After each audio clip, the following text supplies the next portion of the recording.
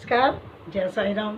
लीजिए फिर हाजिर हूँ आपके समक्ष बाबा जी की एक और विशेष बात के लिए। विशेष बात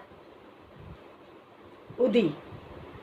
ये उदी का पैकेट है भक्तों, आप सभी जानते हैं, शिरडी जाते होंगे तो आप सभी को ये मिलती होगी। इस पर श्री साईं बाबा संस्थान लिखा होता है और ये कितनी चमत्कारी है इसके विषय में वैसे सभी भक्त जानते हैं और प्रयोग भी करते हैं। तो जितना कारगर ये बाबा जी के हाथ से देने में हुआ करती थी, आज भी ये उतनी ही कारीगर है। हमारी कोई समस्या शारीरिक हो, मानसिक हो, आर्थिक हो, किसी भी प्रकार की हो, हर समस्या का हल है ये उदी संजीवनी बूटी। भक्तों, आप सभी जानते हैं कि बाबा को सभी लोग दक्षिणा दिया करते थे और उस दक्षिणा में से कुछ पैसे से बाबा ईंधन मोल लेते थे और लगातार एक धूनी जलाया करते थे। आप सबने उसके दर्शन किए होंगे द्वारका माई में भी और गुरु स्थान के सामने भी। तो उस ईंधन से जो भस्म बनती है, जो राख बनती है, उसे उदी कहते हैं। और ये मात्र भक्तों राख या उदी नहीं है, इसमें बाबा का पूरा आशीर्वाद है और ये सबसे बड़ा प्रसाद है। आप जानते हैं, जब कोई शिरडी जाता है हर भक्त ये कहेगा, दीदी हमारे लिए उदी ले आना, हमारे लिए उदी ले आना। तो साथियों, पहली बात तो मैं ये कहना चाहती हूँ, जब भी आप शिरडी जाएं, वहाँ जाकर के ईंधन लकड़ी ज़रूर डलवाएं। जब हम उदी मांगते हैं और उदी का हम महत्व जानते हैं, तो हमें उदी बनाने के लिए लकड़ी वहाँ पर ज़रूर डलवानी चाहिए। तो साथियों, अब मैं बता देती हूँ आपको, जहाँ द्वारका माई है उसके बिल्कुल सामने जो रोड जाती है, जिधर श्यामा का घर है, लक्ष्मी का घर है, वहीं पर सीधा चल के और राइट हैंड पे पहली ही गली में दूसरी मकान जो है, दूसरी दुकान, वो लकड़ी के है। और वो जितनी चाहे आप लकड़ी 50 किलो, 21 किलो, 30 किलो, जितनी आप चाहते हैं आप उनसे ले सकते हैं। 15 रुपये किलो रेट था जनवरी में तो पिछली। तो वो क्या करते हैं कि वो अपने गाड़ी में भर कर के वहाँ भिजवा देते हैं। मैं क्या करती हूँ कि एक लकड़ी का गट्टा अपने हाथ में ले लेती हूँ और द्वारका माई के बाहर एक जगह बनी हुई है, वहाँ पर रख देती हूँ। बाकी वो लकड़ी वाले खुद डलवा देते हैं।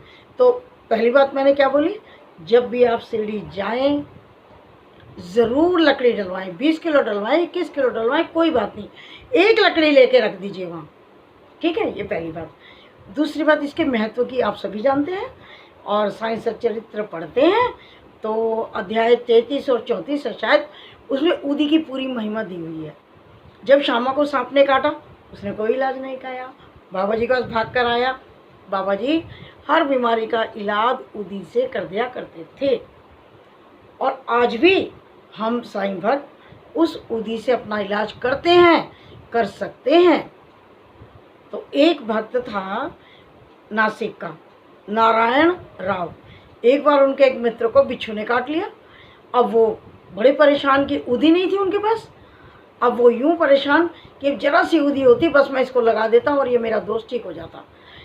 लेकिन उन्होंने क्या किया, उदी नहीं थी तो क्या किया, बाबा के चित्र के सामने गए, उनसे मदद मांगी और जो अगरबत्ती वहाँ जल रही थी उसकी राख उठाकर बाबा जी के चरणों में लगा के बाबा जी से कह के अपना आशीर्वाद दीजिए, मेरे लिए ये उदी है, मैं इसे आपकी उदी ही समझ के लगा रहा हूँ।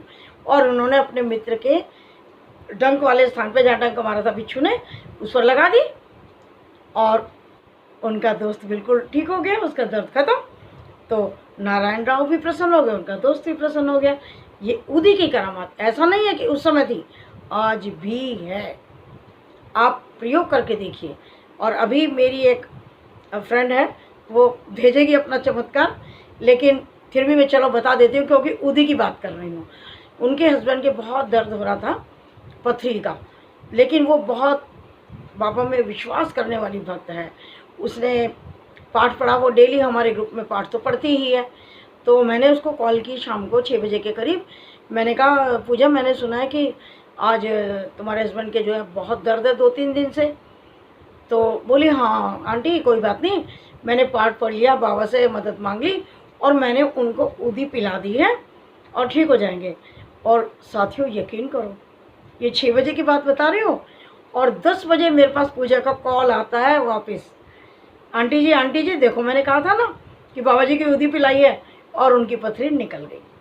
तो साथियों ये केवल कहने की बात नहीं है, ऐसा होता है। लेकिन साथियों यदि आपके पास ऊदी नहीं है, कई बार क्या होता है कि अब आजकल हम लॉकडाउन में जा नहीं पा रहे साल 2 साल से, तो ऊदी नहीं है आपके पास, तो आप जो आसपास में आपके मंदिर है किसी भी मंदिर से ले लीजिए। क्योंकि आपने पढ़ा है ना साईं सच्चरित्र में कि जो उनके भक्त थे ना, वो तो राह की मिट्टी उठा के और बाबा जी का नाम लेकर उनसे आशीर्वाद मांग के लगा लिया करते थे और वो ठीक हो जाते थे। हो जाएंगे, होंगे क्यों नहीं, क्योंकि विश्वास की बात है। तो साथियों किसी भी मंदिर की ऊदी ले सकते हैं। और उससे भी बढ़ के एक बात बता रही हूँ कि यदि किसी भी मंदिर की ऊदी नहीं है तो कोई प्रॉब्लम नहीं है। अपने घर में अगरबत्ती स्टैंड में अगरबत्ती जब आप जलाएंगे तो उसके अंदर वो इकट्ठी हो जाएगी, उसको आप तिलक लगाइए रोज़ नहा करके सुबह, उसको ऊदी की तरह इस्तेमाल कीजिए तो वो भी काम करेगी। क्योंकि वो बाबा के समक्ष हमने ऊदी समझ के ही उनसे प्राप्त की है।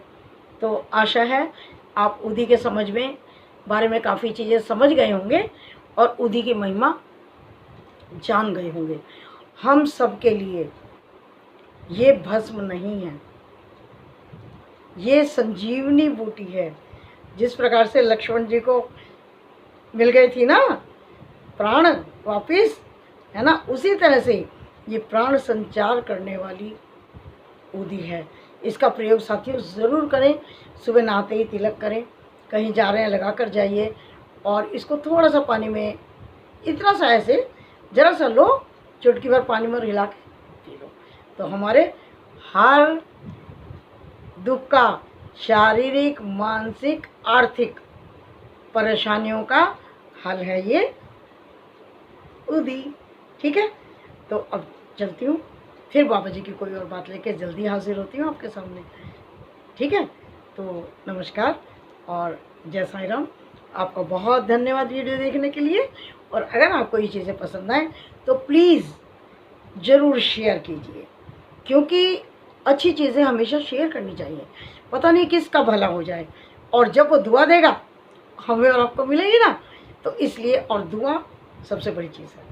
इसलिए बाबा जी की जितनी भी चीज़ें होती हैं इनको प्लीज़ आप शेयर ज़रूर किया कीजिए। नमस्कार, जय साईं राम। बहुत जल्दी मिलती हूँ दोबारा, क्योंकि आपसे बातें करना मुझे बहुत अच्छा लगता है। जय साईं राम।